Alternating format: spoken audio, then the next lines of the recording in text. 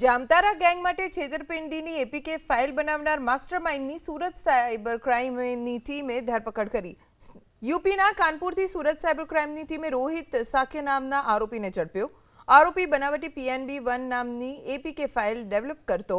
આ APK file ઠગ ટોળકી WhatsApp પર મોકલતા, જેને ડાઉનલોડ કરતા જ ભોગ બનનારનો મોબાઈલનું આરોપીઓને એક્સેસ મળી જતું, જે બાદ આરોપીઓ પીડિતના બેંક એકાઉન્ટમાંથી પોતાના બેંક એકાઉન્ટમાં રોકડ ટ્રાન્સફર કરી લેતા।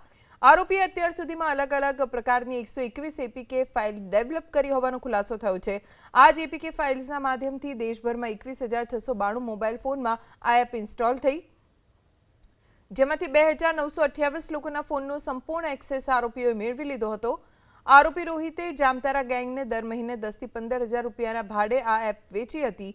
સમગ્ર નેટવર્કમાં અત્યાર સુધીમાં અંદાજિત 64.50 કરોડ રૂપિયાની છેતરપિંડી થઈ હોવાનો પણ ખુલાસો થયો છે।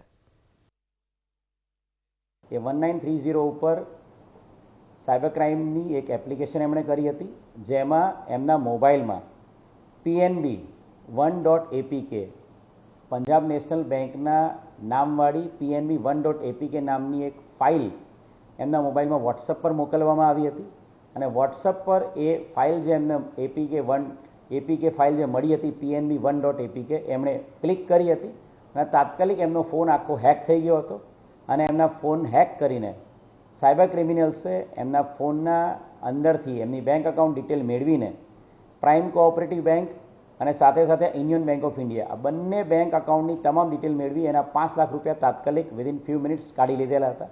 કાનપુરથી આ ફાઇલ ડેવલપ કરનાર ડેવલપરને પકડી પાડવામાં આવ્યો છે। આ ડેવલપરનું નામ રોહિત વિરેન્દ્રસિંહ સાક્ય છે।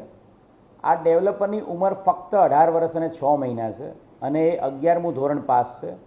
ડેવલપર મૂળ ઉત્તર પ્રદેશનો જ રહેવાસી છે